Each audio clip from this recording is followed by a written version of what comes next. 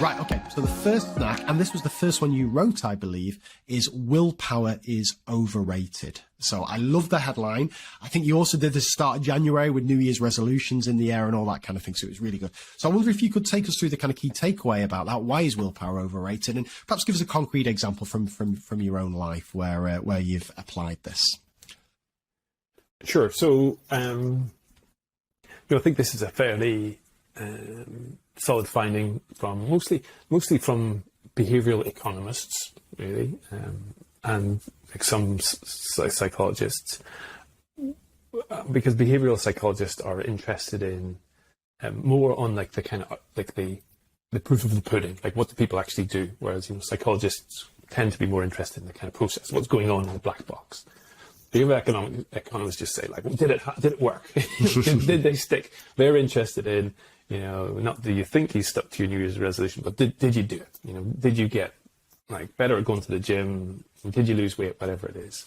And, one of the things that they found is that when people rely on willpower, and New Year's resolutions are kind of a classic example of willpower often, where we just kind of make a commitment to ourselves to make a change, that actually we pretty rarely end up following through with that commitment or achieving that goal, as it were. And so, bottom line is that willpower tends to be a bit of a not very reliable resource to draw upon. Okay, and there are various reasons as to why this might be the case. One is that there's a couple. Yeah, so one is that we are not very good at resisting temptation in the moment. Okay, so even whilst we might wish for us to like attain a particular goal in the future, well, for example, that's like not eating sugar, which is one of my ongoing battles, or getting fit or whatever it is. In the moment, despite that being our goal, sometimes our brain can make different decisions. And this is a kind of recurring feature of humans, and even the most self-disciplined of adults will have failures of willpower on a regular basis. And so and then the other aspect is that we're pretty poor at emotional forecasting as well. So for some reason, we're just not very good at anticipating how we will feel at a point in the future. And so we can be like, next week I'm going to like not eat any chocolate at all. And, when we say that in the moment, it feels like easy. Yeah, I've made that decision. Like that feels easy for me to say that. For some reason, we're very poor at then going, oh, I wonder if I like imagine myself in that situation next week, having, maybe been a bit tired from like staying up doing a keynote all night or, whatever it is, and then being faced with that decision. We're very bad at like trying to anticipate, how we might feel in the moment.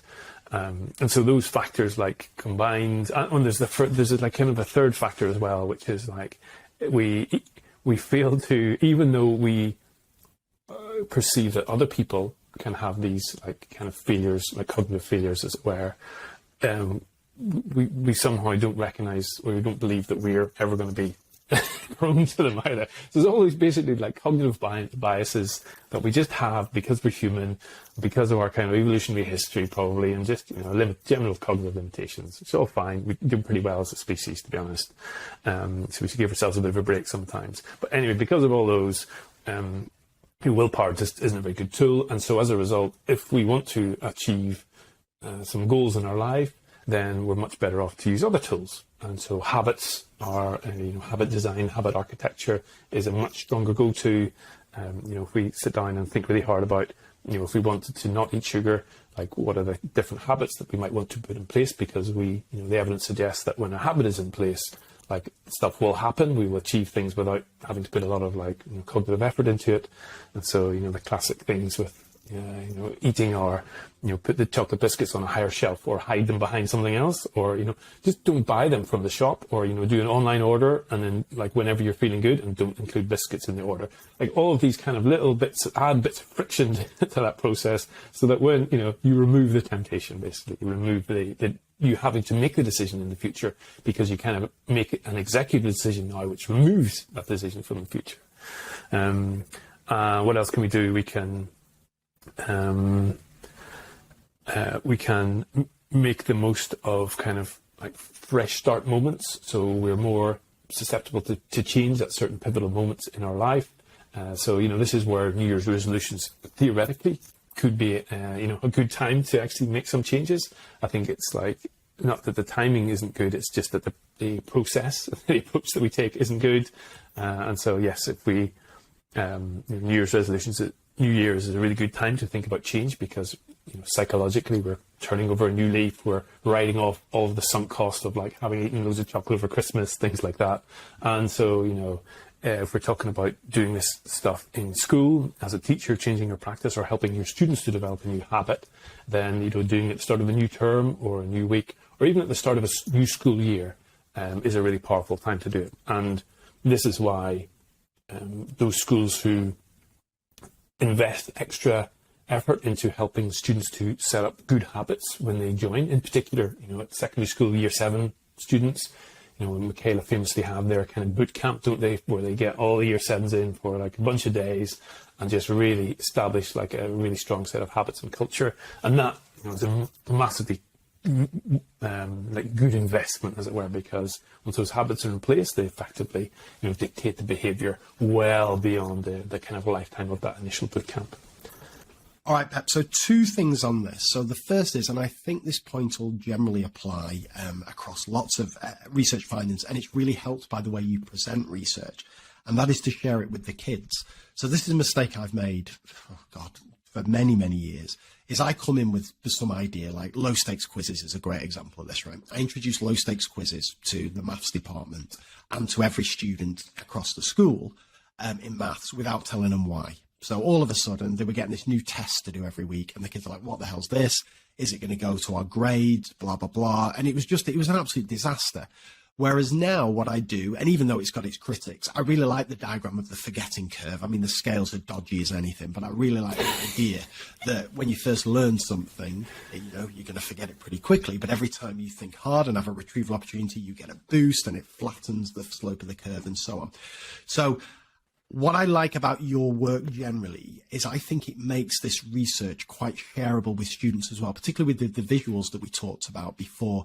So I guess my first thing is, do you think that's true generally, that it's a good idea to share these findings with students, particularly something like Willpower, right? And I guess that, kind of tapping into your evidence snacks and the way they present it could be quite a helpful way. Was that ever kind of in your mind when you're doing these, or did you always write them just for teachers? So no, never thought about the student angle. So that's an interesting one. However, I also think that I agree that it is generally useful to share insights about how we learn and how we are motivated with our students, because that essentially is probably the best way to build metacognition, because you're just explaining the why over time rather than having a 3-week block of lessons on, learning to learn. It's like, if you just constantly explain the why, then, over multiple years, they're going to really build up a kind of deep cultural understanding of the kind of process of learning. And that means that whenever they leave school or when you're not in the room, they're going to be able to make better decisions about their own learning and be more successful and achieve their goals, which, pretty good gift to be able to give kids. A couple of things here. First is that I think as teachers, we might sometimes think, yeah, that's obvious, I do that. But actually, we have, I know you've talked about it before, this like expert-induced blindness or curse of knowledge, which means that we're probably tend to find it difficult to empathize with people who don't know the same stuff we know, and just assume, even though we're not doing it consciously or deliberately, unconsciously we just assume that they know the same stuff we do, and as a result, unless we think about it, we don't tend to explain probably as much as we should do why we're doing what we're doing. And so there's kind of overcorrection for our own biases type thing going on there. And then the other thing I've completely forgotten, so back to you on that one. Right, Peps. Second thing I just wanted to mention on this Willpower is overrated. Do you love a bit of Atomic Habits by James Clear like me? Are you a fan?